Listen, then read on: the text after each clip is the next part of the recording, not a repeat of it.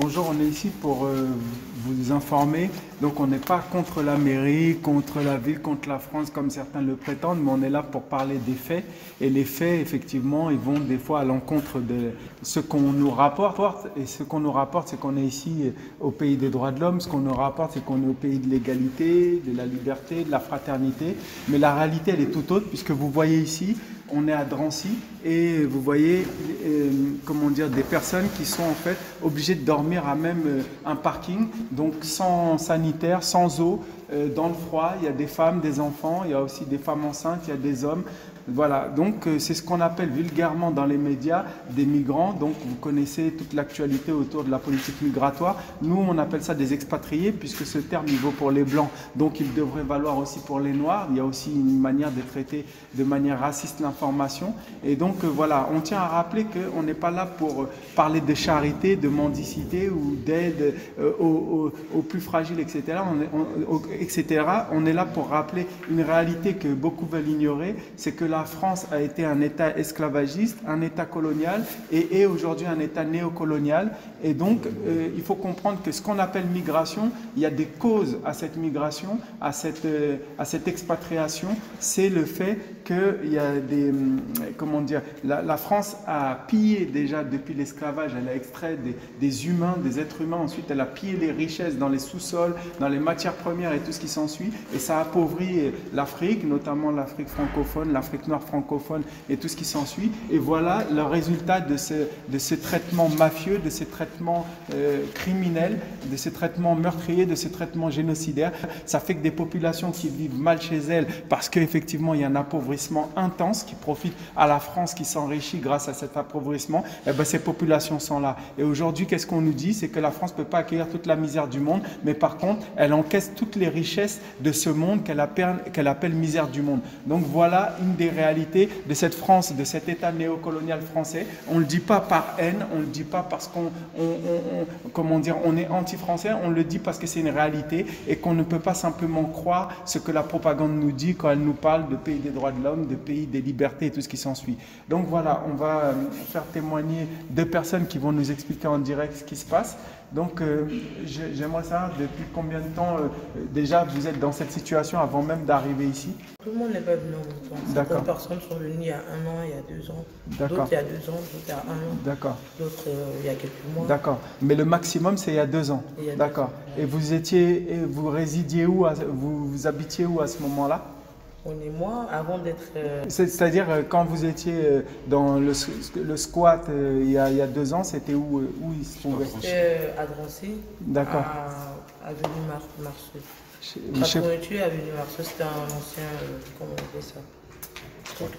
Entrepôt ou quoi de la SNCF. Un ancien entrepôt de la SNCF. En fait, ce qui s'est passé, on pourra corriger les éléments après, mais c'est que cet ancien entrepôt, à la base, il était désaffecté.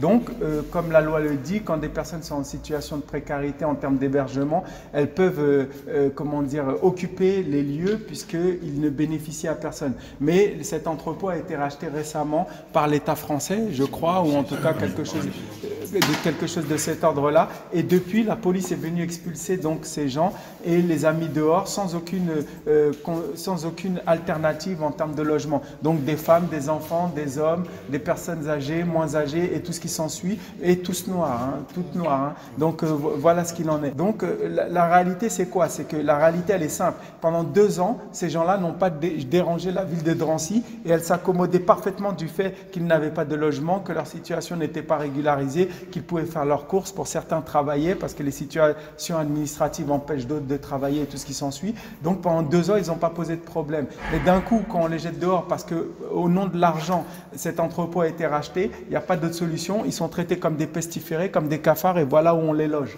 Donc on voit en direct dans un endroit sans eau, etc. Il faut savoir que c'est un parking, il y a des voitures, donc les voitures viennent se garer, les gaz de pot d'échappement. Il faut savoir que la nuit, il fait extrêmement froid, en dehors du confort où il n'y a pas du tout de confort et tout ce qui s'ensuit.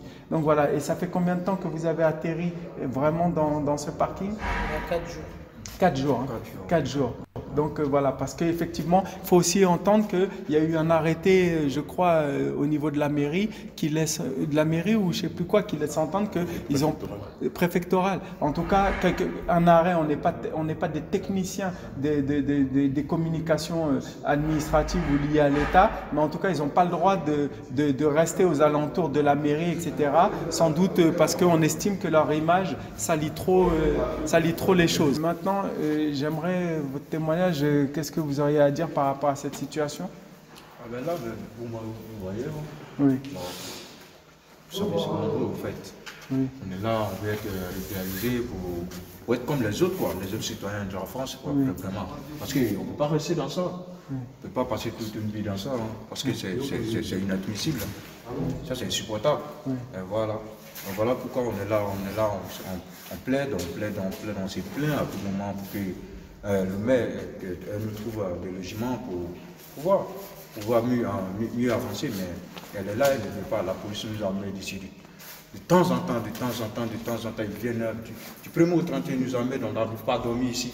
Oui. Même la nuit, ils viennent à l'état, il y en a qui il fait tard. Ils arrivent, ils viennent nous emmerder. Vraiment, c'est chiant. Oui. C'est chiant. Donc voilà pourquoi on est là, on ne sait pas où aller, on est sans abri, on est là. Okay.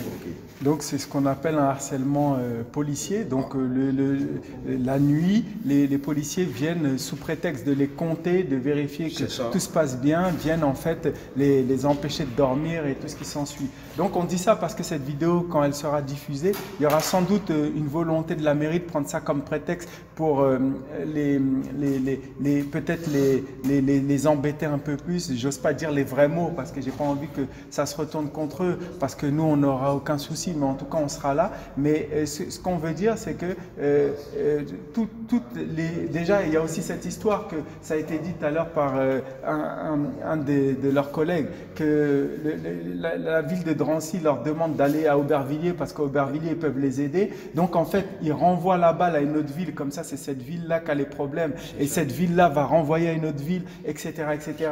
Et en fait c'est comme si ce ne sont pas des êtres humains, c'est une réalité qu'on a connue il y a des siècles, qu'on continue à connaître, etc. Et on le rappelle, on n'est pas là pour demander la mendicité, on n'est pas là pour demander la charité ou pour dire comme le font certains, il faut aider les pauvres Africains, etc. On est là pour dire que tout cela c'est la conséquence d'une politique injuste, meurtrière, génocidaire, criminelle. C'est une politique coloniale, néocoloniale, et cette politique a appauvri et continue d'appauvrir l'Afrique, notamment l'Afrique noire. Et à partir de là, on ne peut pas faire autrement pour des populations qui désirent survivre ou vivre dans de bonnes conditions que s'expatrier. Et donc voilà, donc c'est pas une situation de pitié ou voilà, c'est une situation que tant que la justice ne sera pas rétablie, tant qu'il n'y aura pas des politiques plus équitables et tout ce qui s'ensuit, on ne pourra pas sortir de cette spirale infernale. Donc voilà pourquoi il faut comprendre que cette situation c'est nous, c'est pas eux, c'est nous tous, parce qu'aujourd'hui c'est eux qu'on touche, demain ce sera nous, et donc il faut vraiment qu'on se mobilise pour faire en sorte que cette situation change. Donc voilà, et si la mairie met pression, il faudra qu'on mette tout autant pression pour pas que cette chose se poursuive dans ce sens. Donc voilà, en tout cas merci pour votre témoignage, et puis on va voir ce qu'on va pouvoir faire. Ce que l'on nous présente ici comme le discours officiel n'est rien d'autre qu'une propagande raciste qui n'avoue pas son nom. À force de matraquage idéologique, le migrant induit tout ce qu'il y a de plus négatif, exactement comme le mot noir. De sorte que lorsqu'il s'agit des Blancs, l'on parle d'expatriés et non de migrants. Voilà donc comment la propagande raciste manipule notre objectivité. Une même situation, deux points de vue. Autrement dit, le concept qui veut rendre les Noirs synonymes de toute la misère du monde, relève de la même supercherie que l'expression « nègre littéraire », qui n'est qu'une autre manière d'insulter les Noirs d'esclaves. Ceci dès lors que cette expression académiquement répandue exprime clairement que le Noir est tout juste bon à être exploité par le Blanc pour l'enrichir à ses dépens. Cela ne nous rappelle-t-il pas la situation de ces expatriés africains noirs et autres Si bien qu'en usant de la même malhonnêteté intellectuelle que celle qui se concentre dans le concept infondé de racisme anti-blanc, l'État néocolonial français est parvenu à transformer d'un coup de baguette idéologique les victimes de son œuvre néocoloniale génocidaire en parfaits coupables. Son tour de force est parvenu à convaincre son opinion publique que lorsqu'il procède à une gestion coloniale de ceux qu'il appelle les migrants, il entreprend une œuvre caritative ou humanitaire alors qu'ils ne sont que le symptôme de ses crimes contre l'humanité. Nous ne devons plus accepter d'être qualifiés avec des termes qui figent dans le marbre de l'inconscient collectif français l'idée fausse de notre sous-humanité. Aucun expatrié africain noir n'est coupable d'être ici. C'est la France qui est coupable de crimes contre l'humanité à travers ses œuvres coloniales à répétition. N'inversons pas les rôles, nous ne demandons pas la pitié, nous exigeons la justice.